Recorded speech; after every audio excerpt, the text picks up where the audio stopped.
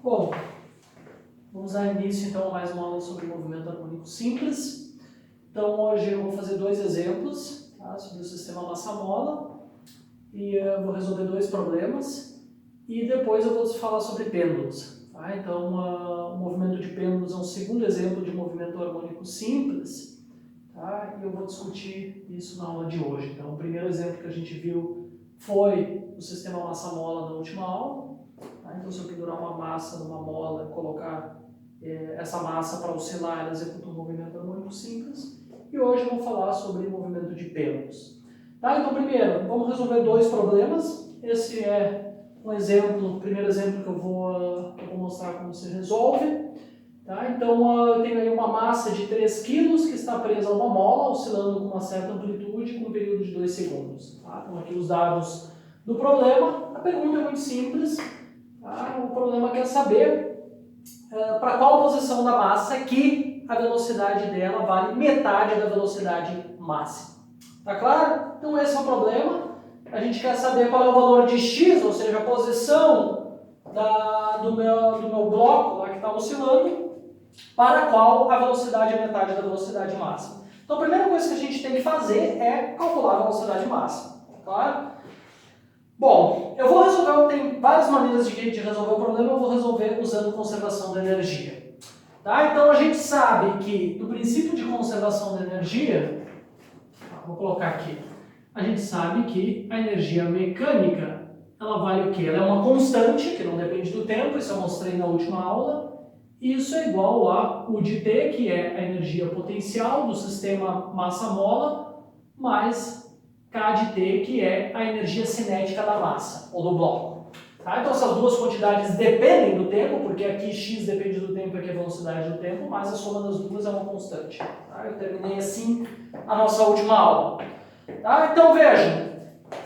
Então, o que acontece quando eu quero tentar usar essa expressão para calcular a velocidade máxima? Em qual situação que a velocidade é máxima? Quando o bloco está passando na posição x igual a zero, que é a situação em que a mola está relaxada. Em x igual a zero, quando a mola está relaxada, U é igual a zero. Então, para x igual a zero, ou seja, eu não vou fazer o desenho aqui, tá? Então, você tem que fazer lá o desenho de novo do sistema massa-mola. A gente sabe que em x igual a zero a mola está relaxada, tá? E é nesse ponto que é no centro, né? Exatamente entre os dois, entre o deslocamento menos xm e mais xm, que é o ponto onde a velocidade do bloco é máxima, tá? Quando ele passa em x0, então nessa situação a velocidade da massa é igual a o que eu vou chamar de velocidade máxima. Ora, em x igual a zero, U é igual a zero, então para essa situação particular eu tenho uma outra expressão para calcular a energia mecânica. Então, quando ele passa por x igual a zero, isso aqui é zero, isso aqui é 1/2 da massa do bloco, velocidade máxima ao quadrado. Claro? Então essa é uma segunda maneira de calcular, tá? É uma segunda situação extrema, digamos assim, onde eu consigo obter uma expressão bastante simples para a energia mecânica, que é quando o bloco passa pela situação em que a mola está relaxada e a energia potencial é zero. Na última aula, eu coloquei uma expressão que eu já vou usar aqui, que relaciona a energia mecânica com a amplitude. Veja, daqui agora eu consigo isolar a velocidade máxima. Tá? Então, a velocidade máxima passa isso aqui para cá, vai ser raiz quadrada disso, que é o módulo da velocidade máxima, né? Porque é o módulo que aparece na expressão para energia cinética, então isso aqui vai ser 2 vezes a energia mecânica dividida pela massa. Tá? Então, se eu souber como calcular a energia mecânica, a massa eu sei calcular a velocidade máxima. Tá? Bom, como é que eu calculo a energia mecânica? Tem que usar essa expressão aqui, né? Tem que usar essa expressão. Vamos usar essa expressão agora na outra situação extrema, que é uma situação que a gente viu na última aula. Tá? Ou seja, quando a velocidade do bloco é igual a zero. Isso acontece nos dois extremos do deslocamento do bloco, ou seja, quando ele se encontra em xm e menos xm. Então, quando x é igual a mais ou menos xm, eu tenho que v igual a zero. Tá? Então, nessa situação k igual a zero, eu tenho que energia mecânica é igual a 1/2 de k vezes x ao quadrado, mas x é igual a xm nessa situação. Então, tem isso aqui é amplitude ao quadrado. Ah, então, essa expressão a gente viu na última aula. Pessoal, essas duas são duas maneiras totalmente equivalentes, duas maneiras diferentes de calcular a energia mecânica. A energia mecânica não depende do tempo, então o valor que eu obtenho daqui tem que ser igual ao valor que eu obtenho de outra maneira. Tá claro? A energia mecânica é uma constante. Tá? Então são duas fórmulas que a gente obtém aplicando esta fórmula aqui em duas situações específicas do movimento do sistema massa-mole. Tá? Então veja, daqui eu consigo obter energia mecânica. Tá? O xm o problema fornece, agora o K da mola a gente não sabe. Tá? Mas é fornecido. Tá? Isso vocês têm que ficar atento. É fornecido o período e é fornecido a massa. A gente viu na última aula que ômega é igual a raiz quadrada de K dividido por M. Isto vale somente para o sistema massa-mola. Tá? Então daqui eu consigo isolar o K. Tá? Então o K vai ser igual a 4π ao quadrado, 4π ao quadrado vezes massa dividido por T. Tá? Isso aqui é igual, lembra que isso aqui é igual a 2π dividido por T. Por que eu estou escrevendo em termos de T? Bom, porque é o que eu tenho, né? O período é o que é fornecido. Então, o ômega 2π dividido por T isola tudo isso aqui. Tá? Isola tudo isso aqui. Eu acho que está faltando um T ao quadrado aqui, claro. Tá? Então, aqui vai aparecer, quando eu levar tudo ao quadrado, 4π ao quadrado, T ao quadrado. Passo o M para o outro lado. Certo? Então, agora basta substituir. Não vou substituir os números. Se vocês colocarem o K, o valor de M, o valor de T aqui, vocês obtêm o K. Através do K, substituindo aqui, vocês obtêm energia mecânica. Tá? Então, vou colocar só o resultado para energia mecânica. Tá? Então, a energia mecânica, ela vale nesse problema 0,024 joules. E tendo energia mecânica, vocês podem colocar ela na expressão para velocidade máxima. E vocês obtêm que a velocidade máxima do bloco nesse problema aí vale 0,126 metros por segundo. Tá? 0,0. Bom, esse aí não é o problema, né? Esse aí não é a solução do problema. Eu obtive a velocidade máxima. Eu quero saber agora, olha, para qual valor da posição do bloco que ele tem a metade da velocidade máxima. Tá? Esse é o problema. Vou usar de novo a conservação de energia. Vejam que para as três etapas do problema eu usei sempre a mesma equação. Sempre essa daqui. Tá? Então, vejam. A energia mecânica, vamos escrever a expressão geral para a energia mecânica. Tá? Que eu sei calcular, está aqui o valor, né? Está aqui o valor.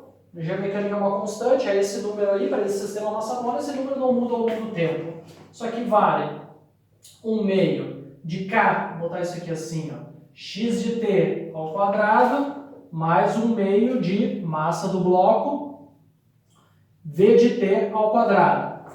Tá? Então veja, eu quero encontrar o valor de x, tal que V é igual a V dividido por 2. Então eu vou chamar, basta eu substituir aqui V de T, eu quero saber qual é o valor de x quando a velocidade vale a velocidade máxima, dividido por 2, basta eu substituir isso aqui. Então, eu substituo isso aqui, vocês vão ter que energia mecânica é igual a 1/2 de K, eu vou chamar de x1, tá? Porque essa é uma posição muito específica do bloco, é a posição onde a velocidade vale metade da velocidade máxima, então eu chamei essa posição de x1, mais 1/2 da massa, velocidade máxima, dividido por 2 ao quadrado. Tá claro? Bom, está resolvido o problema, porque agora aqui a única coisa que eu tenho que fazer é isolar o x1. Velocidade máxima eu sei, massa eu sei, K eu sei, energia mecânica eu sei. Então basta isolar o x1. Se vocês fizerem isso, vocês vão ter que o x1 vale 0,035 metros. Tá? Certo? Tá? Se o problema pede, se for em módulo, isso aqui é mais ou menos, né? Que é mais ou menos em mais 0,035, o módulo da velocidade é metade da velocidade máxima. Em menos 0,035, a velocidade, o módulo de novo da velocidade é metade do módulo da velocidade máxima. Tá certo? Então essa aí é a solução do problema. Eu fiz questão de resolver o problema usando sempre a mesma equação, que é a equação para conservação da energia que a gente viu na última aula e que é extremamente útil para resolver problemas de movimento harmônico simples, em particular problemas que envolvem o sistema massa-mola. Bom, eu vou fazer mais um problema ainda, tá? Porque esse é um tópico bastante importante. Então, antes da gente passar para a discussão do movimento de um pêndulo, eu vou resolver mais um problema de oscilações do sistema massa-mola.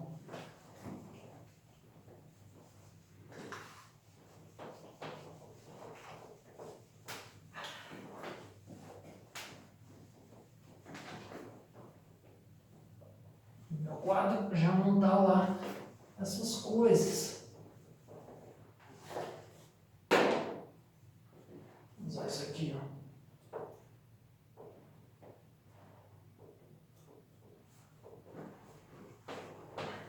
Também não funciona muito bem, né?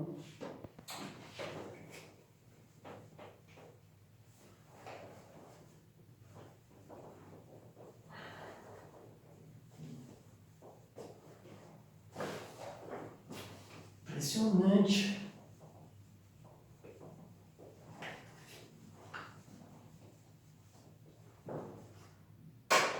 Bom, vamos lá. O problema que eu vou fazer, de novo, é o problema da edição, da nona edição. Tá, então, tá aqui.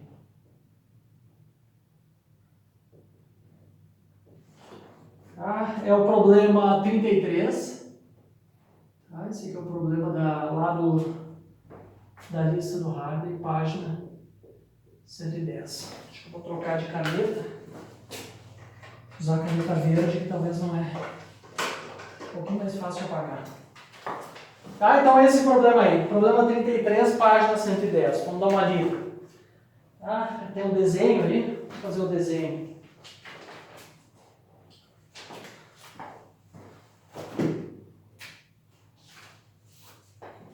Tá, então tem o seguinte. Tá, tem um bloco numa mola. Tá, tem um bloco numa mola. Esse bloco tem massa M grande. A mola tem uma constante elástica K e alguém deu um tiro. Tá, alguém deu um tiro me pegou uma arma e deu um tiro contra esse bloco. Aqui eu tenho então uma bala que está vindo com uma velocidade V, e essa bala de revólver aqui tem massinha M. Tá? Isso aqui, olha, essa é a situação, o bloco está preso aqui na mola, a mola está no estado relaxado dela. Tá? Se eu pegar um bloco pendurado na mola e largar, esse troço vai oscilar e vai ficar no estado relaxado. Tá? Então, o que diz o problema, né? Tá, veja, um bloco de massa M igual a 5,4 kg, já vou anotar todos os dados do problema, em repouso sobre uma mesa horizontal sem atrito, não tem atrito no problema, está ligado a um suporte rígido através de uma mola de constante elástica, K, que a gente conhece. Tá? Então, uma bala de massa 9,5 gramas e velocidade V, de módulo 630 metros por segundo, atinge o bloco e fica alojada nele. Tá? Então, o que acontece? Alguém deu um tiro, essa bala veio, penetrou no bloco de massa M e se alojou nele. Tá? Supondo que a compressão da mola é desprezível até a bala se alojar no bloco determine a velocidade do bloco imediatamente após a colisão, a amplitude do movimento harmônico simples resultante. Tá? Então veja, qual é o problema? Alguém dá um tiro no bloco, essa bala vem, atinge o bloco, penetra nele e esse negócio começa a oscilar. A gente quer saber a velocidade inicial com que esse negócio começou a oscilar, com que o bloco mais a balinha começaram a oscilar. Tá? E a amplitude de oscilação? Bom, vamos anotar tudo que a gente conhece sobre o problema. Tá? Então eu tenho a massa do bloco, ela vale 5,4 quilos. o K da mola vale 6.000 Newton por metro, a massa da bala vale 9,5 gramas e a velocidade da bala vale 630 metros por segundo. Tá? Então esses são todos os dados que a gente conhece. O que a gente vai querer calcular? A velocidade inicial. Vou botar aqui, tá? Só para a gente se orientar. Desculpa. Velocidade inicial, com que ele começa a oscilar, e a amplitude de oscilação. Eu quero saber qual é a amplitude de oscilação. Bom, veja pessoal, esse é o problema, na verdade o que acontece aqui é uma colisão perfeitamente inelástica, porque a bala ela atinge o bloco e penetra nele. Tá? Então, depois da colisão eu tenho uma maçaroca, bloco mais bala que começa a se movimentar. Então, nessa colisão, tá? Quando eu tenho uma colisão em que duas coisas colidem e permanecem juntas, né? Grudadas uma na outra após a colisão, eu tenho uma colisão perfeitamente inelástica. Tá? Então, esse é um ponto importante. Quando nós temos colisões, sempre vale a conservação do momento linear. Tá? Princípio de conservação do momento linear, física 1, se não houverem forças externas no problema. Tá? Então, tem um detalhe muito importante, tá, nesse problema, que é o seguinte: o Hartley nos informa o seguinte, vejam, a mola, tá, então esse cara aqui colide na massa, mas a mola começa a se comprimir só depois que ele penetrou completamente, né, que ele está lá dentro em repouso da minha massa, do meu bloco de massa M. O que significa isso? Antes, durante, logo após a colisão, não existem forças externas no meu sistema bala mais bloco ao longo da direção horizontal. Porque vejam, essa aqui, tá, a força que a mola faz no bloco seria uma força externa. Quem é o meu sistema? Primeiro, para mim aplicar a conservação do momento linear, eu tenho que definir o sistema. O sistema é o bloco mais a bala. Tá? Se houvesse uma força que dá mola sobre o bloco, eu não teria um momento que não se conservaria, porque eu tenho uma força externa. Ah, então, o momento não se conserva nesse caso, porque eu tenho uma força externa no sistema. Tá? Então, o problema ele fornece esse detalhe adicional, essa sutileza, para nos dizer o seguinte: olha, pode-se aplicar a conservação do momento linear nesse problema. Tá? E por que essa aproximação vale? Porque esse processo da bala penetrar aqui ele é tão rápido, tá? Ele é tão rápido, que enquanto a bala está penetrando aqui até ela se alojar dentro do bloco, isso acontece tão rápido que a mola ainda não se comprimiu. Tá claro? Então o que acontece aí? O tiro penetra e depois o bloco começa a andar, depois a mola começa a se comprimir e o bloco começa a andar. Essa é a ideia. Tá? Então a gente pode aplicar conservação do momento linear nesse problema, porque não existem forças externas no meu sistema bala mais bloco. Vamos lá então, o que diz a conservação do momento linear? E para que eu vou aplicar a conservação do momento linear? Para resolver a primeira parte do problema, que é obter a velocidade com que esse negócio começa a oscilar depois que a bala penetrou no bloco.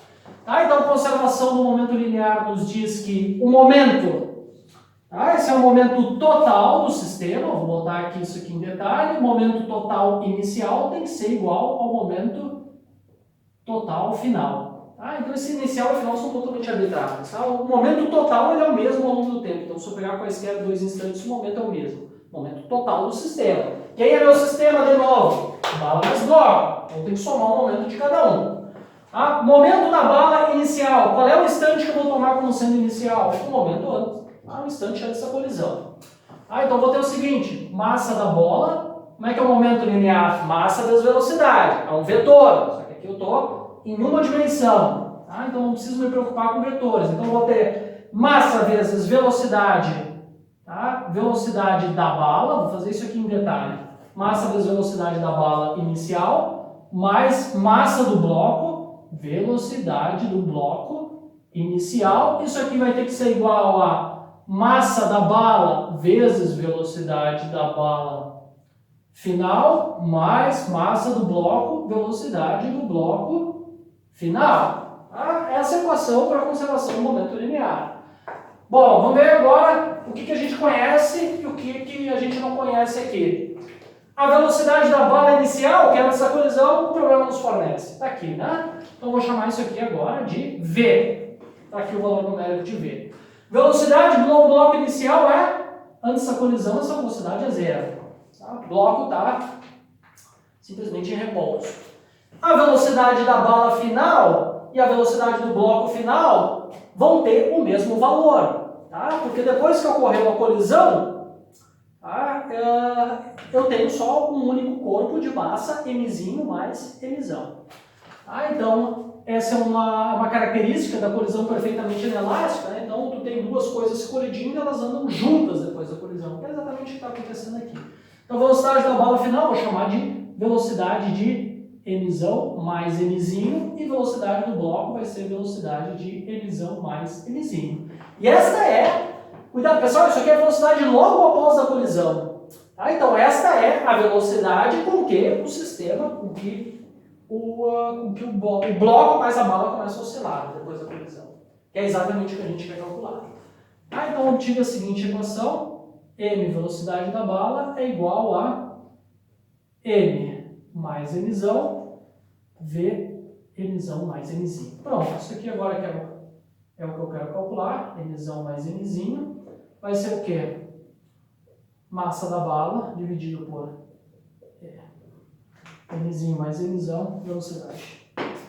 Certo? Só isolei. Isso aqui vai dar 1,1 metro por segundo. Então, esta é a velocidade com que o bloco começa a oscilar. Segunda parte do problema, agora eu quero saber qual vai ser a amplitude de oscilação. Então, a primeira parte do problema foi a conservação do momento linear. A segunda parte do problema é, de fato, um problema de movimento harmônico simples. Então, vamos usar o que a gente sabe sobre movimento harmônico simples. Eu vou usar, de novo, que é a maneira que eu gosto de resolver vários desses problemas de movimento harmônico, vou usar novamente a conservação de energia. Tá? Porque, vejam, na situação que eu vou chamar de agora inicial, cuidado com o que eu chamo de inicial aqui e ali, tá? Aqui, o que eu chamei de inicial aqui era antes da colisão, agora o inicial é depois da colisão. Inicial no sentido de que qual é o instante inicial em que o sistema começa a oscilar. Tá? Então os iniciais aqui, os dois instantes iniciais são diferentes um do outro. Na situação inicial, com relação ao instante em que o bloco de massa, mzão mais mzinho, começa a oscilar, quais são os valores de x e de v? Ora, x vale, nessa situação que eu estou chamando de inicial, zero.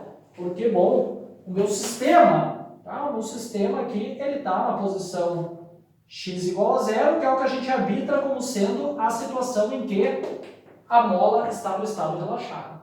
Tá? Então, x é igual a zero. E a velocidade vai ser o quê? Vai ser isso aqui, né? 1,1 metros por segundo. Essa é a velocidade com que o bloco começa a oscilar. Tá? Bom, tá? O que acontece? Eu posso usar agora, tá? Eu posso calcular a energia mecânica, né? Dessa situação aqui. Energia mecânica, para essa configuração, vai ser energia potencial, que é zero, mais energia cinética, que vale 1/2 massa do sistema. Bom, a bala penetrou no meu bloco, então a massa vai ser mzinho mais mzão, v ao quadrado. Tá? Então isso aqui eu sei calcular, porque eu sei v, eu sei a massa, consigo tirar a energia mecânica. Tá? O problema pede amplitude. Eu sei, por outro lado, que o que a gente sabe também? Na situação em que x igual a mais ou menos xn, ou seja, quando o bloco está no deslocamento máximo em relação ao x igual a zero, a velocidade é instantaneamente igual a zero e a energia mecânica vale 1/2 de k vezes a amplitude ao quadrado. Então, essa energia mecânica, como a energia se conserva, a energia mecânica para esta configuração tem que ser igual à energia mecânica na situação em que x igual a xn. Então, isso aqui tem que ser igual a 1/2 de k xm ao quadrado. Certo? Corta aqui. Corta aqui. Tá? E o k a gente tem. Então, daqui eu tiro simplesmente que xm ao quadrado é igual a m mais mzão, v ao quadrado, dividido por k. Tá? Só passei aí o k para o outro lado. Isso aqui eu sei calcular, isso aqui eu sei calcular, o k eu sei calcular, daqui eu tiro o valor da amplitude. Né? A amplitude para esse problema vai valer 3,3 vezes 10 na menos 2 metros. Certo? Essa é a solução do problema.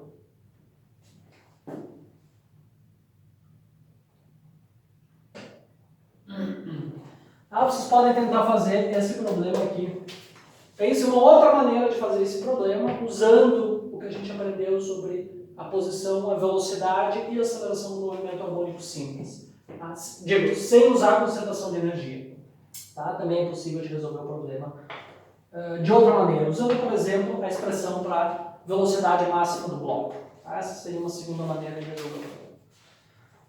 Bom, vou passar então para a discussão de pêndulos. Só apagando aqui.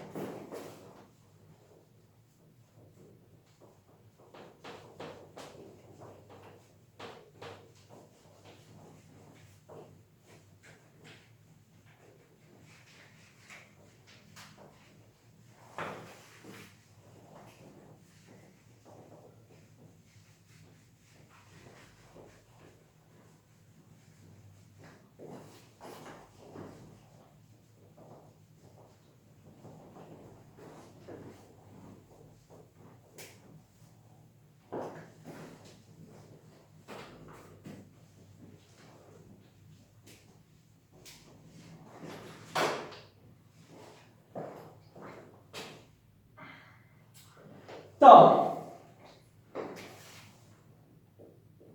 nós estamos interessados então em discutir o movimento de pêndulos. Tá? Então, um segundo exemplo de movimento harmônico simples, tá? Dependendo das condições, já vou discutir quais condições são essas, então tem que ter uma determinada condição na amplitude do movimento do pêndulo para que ele execute um movimento harmônico simples. Tá? E, bom, a gente viu na última aula o sistema massa-mola, e no sistema massa-mola, a força elástica que a mala faz sobre o bloco faz o papel de força restauradora. Ou seja, a força elástica está sempre tentando colocar o bloco na posição x igual a zero, que é a posição de equilíbrio. Então aqui, no caso de pêndulos, quem faz o papel de força restauradora, quem faz o papel de força restauradora é a força gravitacional. Tá? Vejam, pessoal, uma ideia importante que é muito que vocês devem assimilar é o seguinte: a força restauradora no movimento harmônico simples não é uma força de natureza, não é uma força que tem uma natureza própria, digamos que nem a força gravitacional, não é uma força fundamental da natureza. Tá? Dependendo do contexto, quem faz o papel da força restauradora dependendo do contexto, muda qual a força que desempenha o papel de força restauradora. Então, na última aula, a gente viu um exemplo, que é o sistema massa-mola, onde a força elástica faz o papel de força restauradora. Hoje a gente vai ver um exemplo em que a força gravitacional faz esse papel. Tá claro? Então, a força restauradora não é uma força fundamental da natureza. Não. É uma determinada cara que a força tem que ter para que ela possa ser chamada de força restauradora. Isso vai depender do problema em questão, do contexto que a gente está estudando. Tá certo?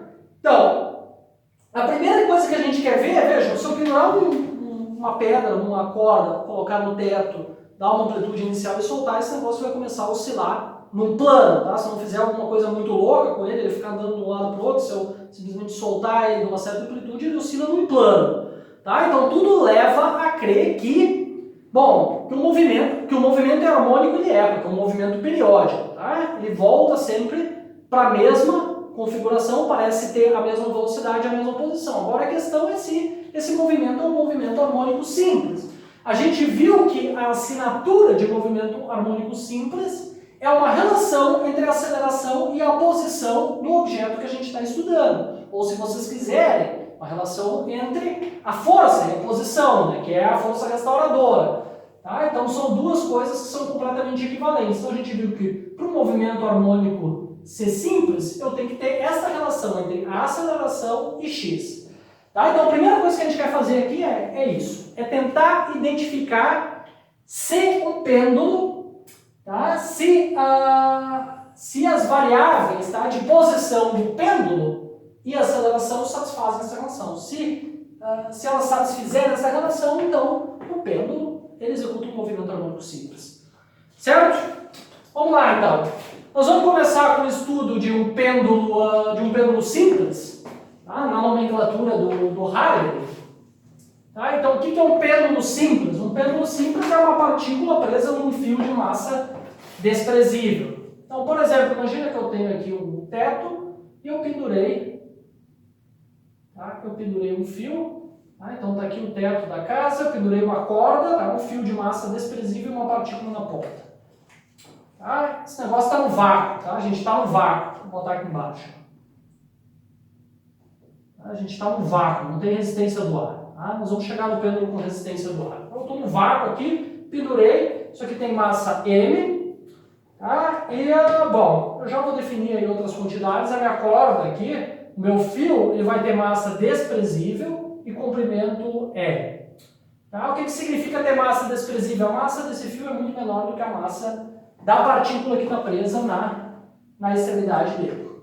Ora, essa é uma situação de completo equilíbrio do pêndulo, tá? Porque as forças resultantes eu tenho aqui, tá? Sobre a massa eu tenho força gravitacional, força de tração, as duas forças elas possuem o mesmo módulo, o sistema está em equilíbrio. O torque resultante com relação a qualquer ponto também é zero, então esse troço aí está numa situação, se eu pendurar uma partícula ou um corpo, tá, com uma certa massa numa corda, pendurar no teto e largar ele fica em equilíbrio, nada acontece.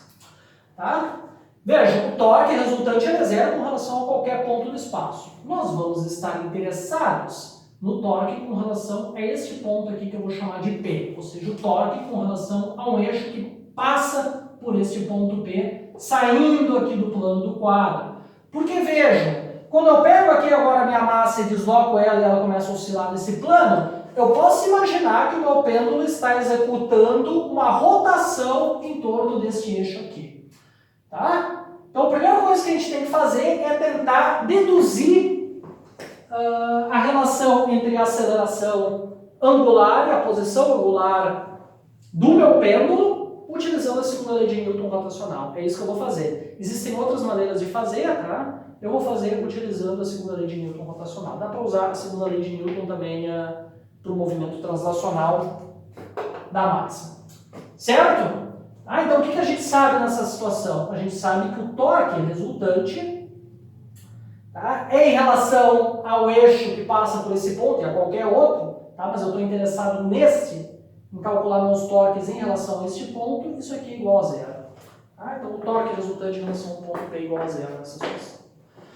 Tá? Então imagina que agora eu desloquei a minha massa. O que acontece? Tá? Vamos fazer o desenho. Tá? Essa aqui era a posição ao longo da vertical, tá? Antiga. Está aqui a minha massa deslocada. Está aqui a minha massa deslocada de um ângulo que eu chamei de θ. Está aqui o meu ponto P, tá? O eixo que passa por P sai do plano do quadro. Tá? O que eu quero fazer agora é calcular o torque resultante em cima da minha massa. Tá? O que a gente tem aí? Quais são as forças? Se eu quero calcular o torque resultante, eu preciso de todas as forças. Né? Quais são as forças que atuam na minha massa? Força gravitacional atua verticalmente, tá, em direção ao centro da Terra, e a força de tração do fio. Tá claro?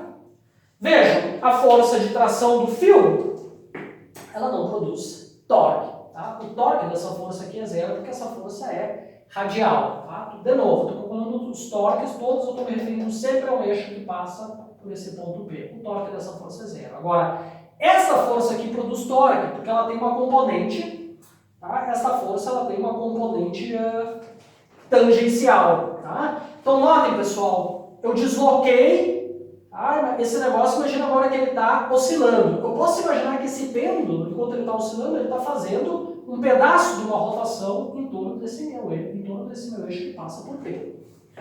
Certo? Bom, vamos calcular então o torque.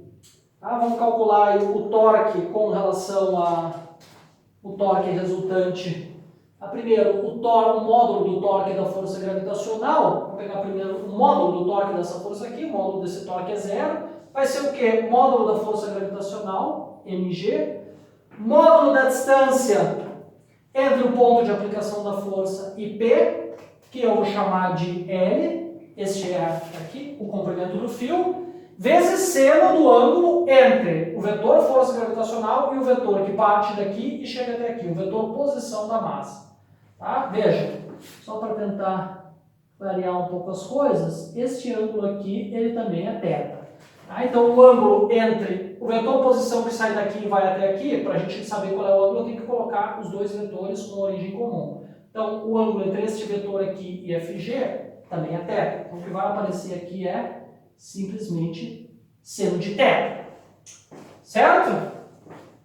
O θ aqui, segundo a nossa convenção lá da Física 1, e a convenção que a gente tem adotado sempre, eu tenho aqui, eu vou tomar o meu θ nesta situação aqui, e isso eu sempre posso escolher, assim como eu posso escolher a posição do meu x igual a zero, é completamente arbitrário, onde eu escolho o meu θ igual a zero, então essa posição eu vou tomar como sendo θ igual a zero.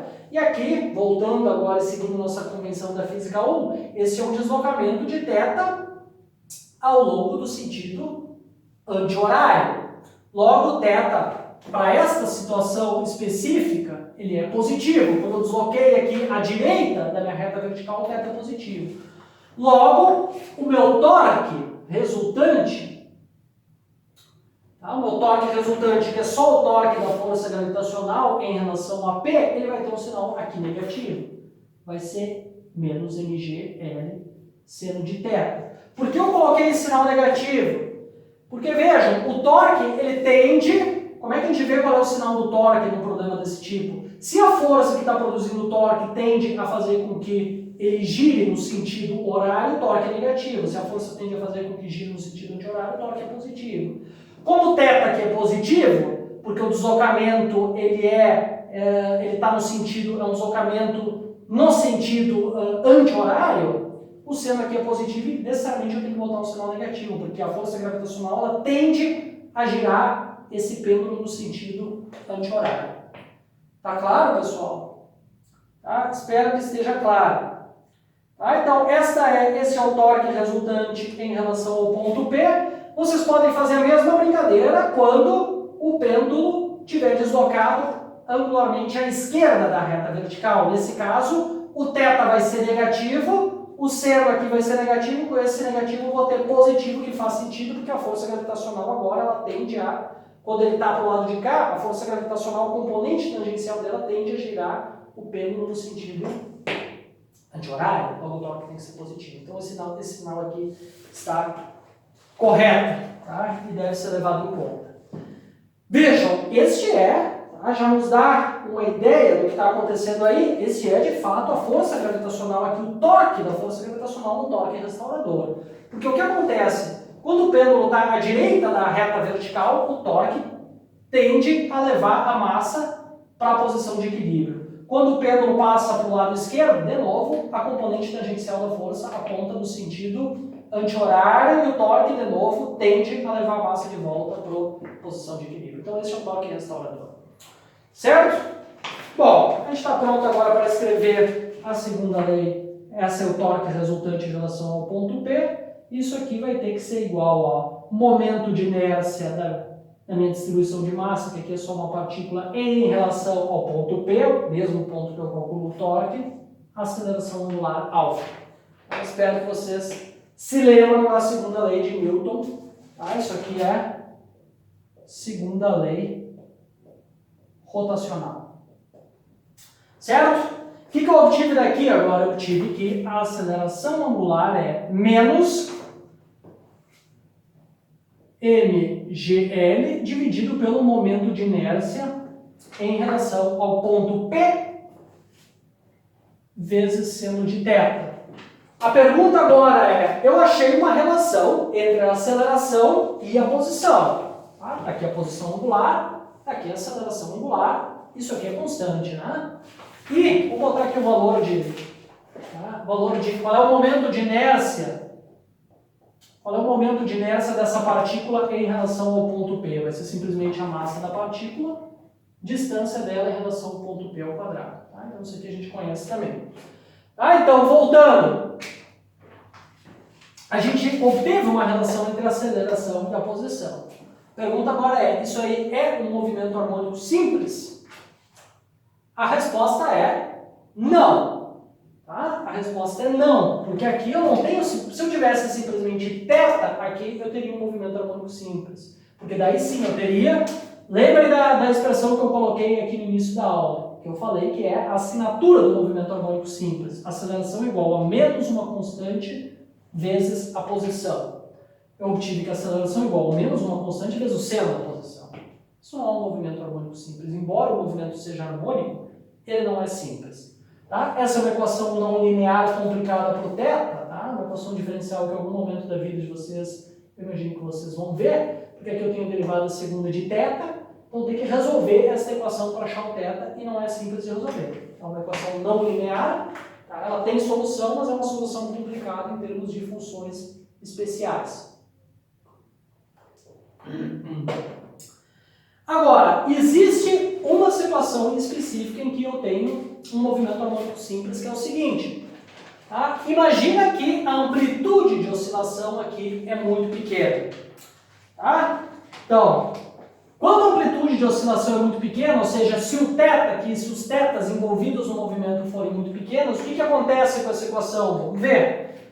Vejam, se o θ, eu vou escrever isso aqui, for muito menor que 1 radiano, tá? Se o θ for muito menor que 1 radiano, isso aqui é uma expressão tanto arbitrária, só para dizer que o θ é muito pequeno, o que acontece nessa situação? A gente pode aproximar a função seno de θ, ela é aproximadamente dada por θ. Essa relação, ela só vale, pessoal, em radianos. Isso aqui é muito importante. Esta aproximação ela só pode ser usada quando o θ estiver em radianos. O seno de tantos radianos é aproximadamente igual a tantos radianos. Tá? Isso se o θ for muito, muito pequeno. Tá? Veja, isso aqui sai de uma expansão inteira. Tá? Vocês vão ver isso logo, creio eu, no cálculo 2 ou no cálculo 3. Tá? Isso aqui sai de uma aproximação que vem da expansão inteira. Tá? Uma ideia bastante simples, mas vocês podem tomar isso aqui como sendo verdade para ângulos pequenos e checar na calculadora. Ah, então, deixa eu colocar só um exemplo para tentar convencer vocês de que isso aqui de fato vale e é uma aproximação muito boa à medida que o θ vai diminuindo. Tá? Então, quando o θ, vamos pegar um ângulo θ igual a 5 graus. Eu peguei θ igual a 5 graus. Vejam, pessoal, eu não posso sair colocando isso aqui. Seno de 5 graus não é igual a 5 graus. Tá? Isso aqui eu não posso fazer, está errado, tem que converter isso aqui para radianos. Tá? Então, seno de 5 graus, se vocês converterem isso aqui para radianos, vale 0,0873 radianos. Tá? Agora façam o teste e coloquem isso aqui. Se vocês colocarem o seno, se substituírem esse ângulo aqui e tomarem o seno na calculadora, vocês vão obter que o seno de θ ele é aproximadamente 0,0872. Tá claro? Então vejam, para um ângulo de 5 graus, tá, que é igual a 0,0873 radianos, já é um ótimo negócio trocar o seno de θ por θ. Vejam, o erro nessa aproximação, o seno desse ângulo dá esse número aqui, que é aproximadamente o próprio θ. Tá? O erro está nessa casa aqui, tá? Tá? O erro está na quarta casa depois da vírgula. Tá? Então é uma aproximação muito boa.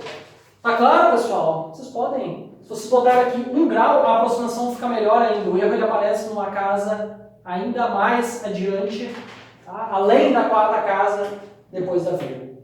Certo? Então, quando isso aqui vale, tá? Eu posso aproximar seno de θ por θ, e daí sim eu tenho que alfa é igual a menos mgl dividido pelo momento de inércia em relação ao ponto P vezes θ. Tá? Então, aqui sim, agora eu tenho aceleração igual a menos uma constante vezes θ, eu tenho um movimento harmônico simples. Então, um pêndulo simples, tá? Que é simplesmente uma massa pendurada num fio, uma partícula, né? Sem ter uma distribuição de massa. Quando ele oscila com uma amplitude muito pequena, uma amplitude angular muito pequena, ele executa de fato um movimento harmônico simples.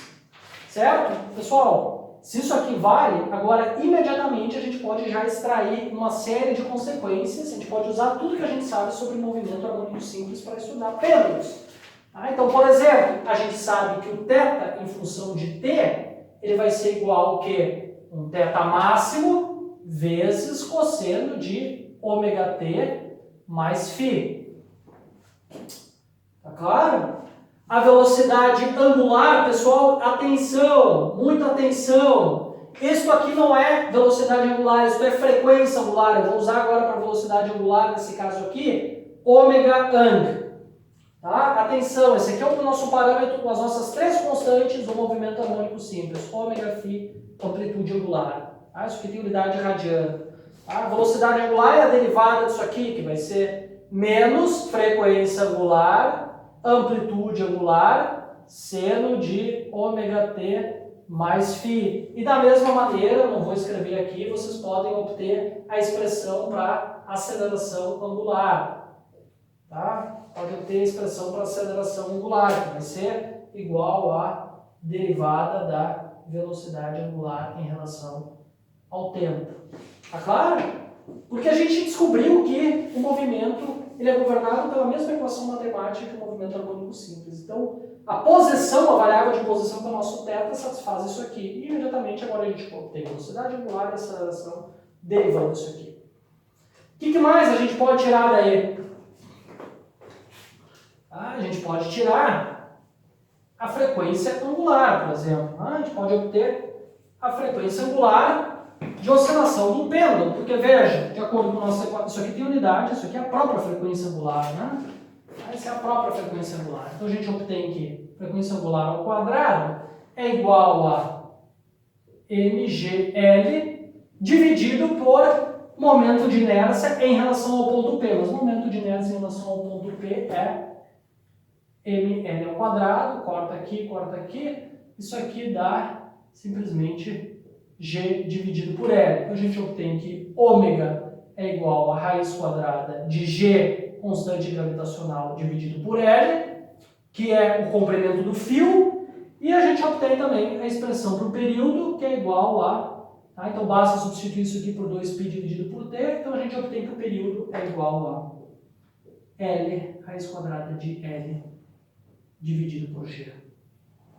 Tá certo? Então essas duas fórmulas são bastante importantes porque elas nos fornecem principalmente o período. Tá? Então notem que o período depende do comprimento, só do comprimento do fio e da aceleração gravitacional. Tá? De fato, isso aqui, eu vou comentar mais na próxima aula quando eu fizer um exemplo, isso aqui pode ser usado, né, para medir, por exemplo, o G. Né? Pode ser usado para medir o G da Terra. Tá? Se eu medir o período no cronômetro, eu souber o comprimento do fio, eu obtenho o G. Tá certo, pessoal? Tá? Então é uma informação bastante interessante, tá? Que a gente obtém, tá? Acerca do movimento do pêndulo. Repito, isso aqui só vale nessa aproximação. Tá? Nessa aproximação. Quando o ângulo é muito pequeno. Bom, avante, tá? Porque eu quero dar uma olhada ainda. Tá? Vamos ver como é que ficam as coisas quando eu tenho um pêndulo, segundo o Halliday, um pêndulo físico. Tá? O Halliday chama isso de pêndulo físico. Tá? Não é que essa é só uma nomenclatura do Halliday, tá? Não é que o pêndulo que eu vou mostrar agora seja mais físico do que esse pêndulo aqui. Tá? Eu acho a nomenclatura um pouco confusa, os dois pêndulos são físicos. Então, um pêndulo é um pêndulo com uma partícula e o outro pêndulo é com uma distribuição de massa. Tá? Então, isso aqui vale... Tá? Isso aqui vale para...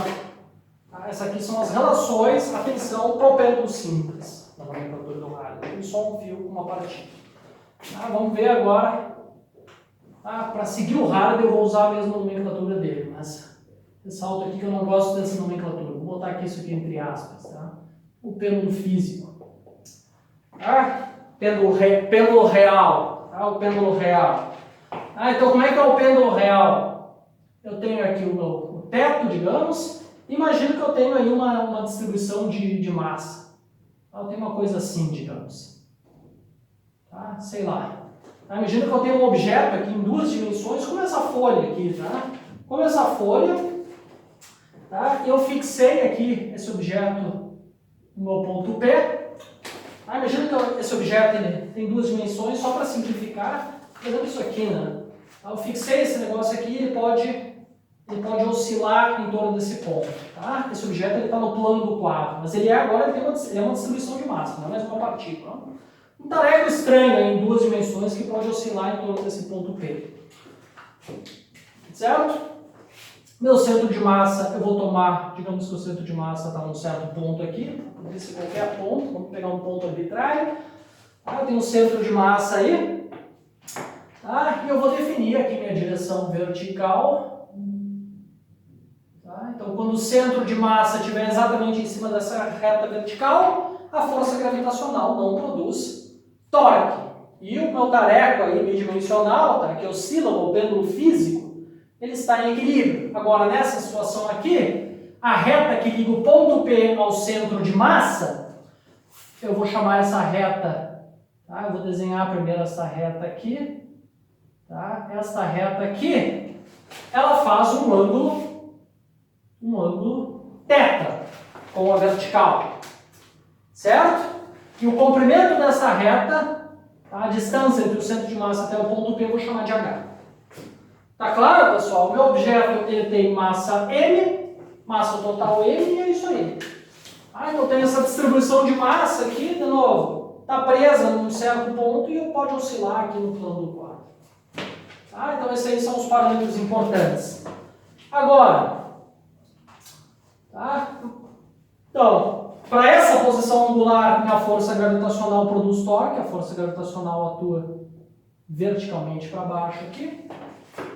Como é que vai ser o torque resultante da força gravitacional? Vou botar aí o torque da força gravitacional já, com o seu sinal. Aqui é o torque resultante, em relação ao ponto P, vai ser módulo da força gravitacional, que é a massa total do objeto, vezes G. Distância entre o ponto de aplicação da força e o ponto P, que é simplesmente o que eu chamei de H, seno de θ. E aqui, de novo, eu tenho um sinal negativo. Certo? Essa aí já é a equação, né? Essa é a única força agora que eu tenho, a única força é uma distribuição de massa, essa é a única força externa, que é a força que importa para a segunda lei para uma distribuição de massa, então essa é a única força externa aí atuando no centro de massa. Esse já é o torque resultante nessa minha distribuição de massa. Isso aqui então vai ter que ser o momento de inércia da minha distribuição de massa em relação ao ponto P vezes a aceleração angular. Certo? Bom, então daqui eu tiro aqui de novo, alfa é igual a menos mgh dividido por momento de inércia em relação ao ponto P, seno de θ. Certo?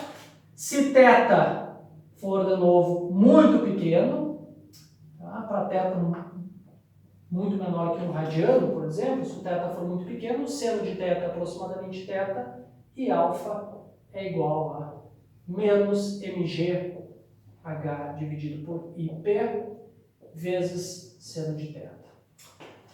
Desculpa. Na aproximação, seno de θ é aproximadamente θ, né? Então aqui eu tenho, de novo, um movimento harmônico simples. Então uma distribuição de massa, aqui que pode oscilar como um pêndulo, devido à ação da força gravitacional que está presa num certo ponto e pode oscilar em torno desse eixo aqui, executa um movimento harmônico simples se o ângulo θ for muito pequeno. Certo? E daqui, da mesma maneira que eu fiz antes, Então isso aqui é ômega ao quadrado, usando a relação entre ômega E o período a gente consegue tirar uma expressão para o período de oscilação de um pêndulo físico. Isso aqui vai ser 2π raiz quadrada de momento de inércia em relação ao ponto P, massa total do corpo, GH. Certo? Então essa aqui é a expressão para o período de oscilação do movimento harmônico simples de um pêndulo físico, quando a amplitude de oscilação não é muito grande. Tá?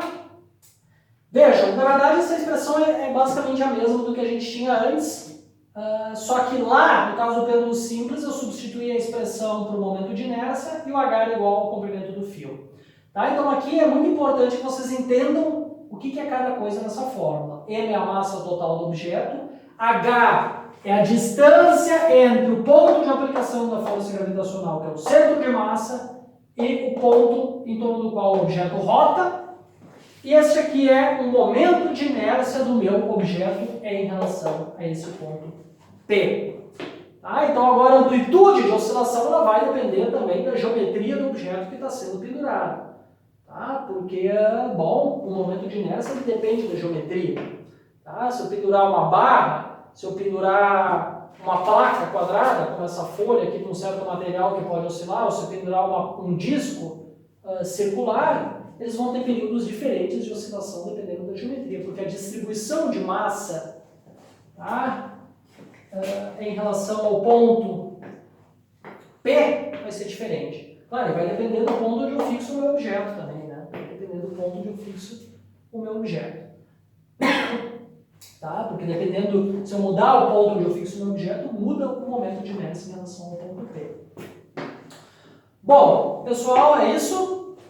Tá? Próxima aula, eu vou fazer um exemplo de pêndulos, tá? Vou resolver um problema de pêndulos e vou discutir um pouco mais sobre agora energia mecânica de pêndulos. Certo? Até a próxima!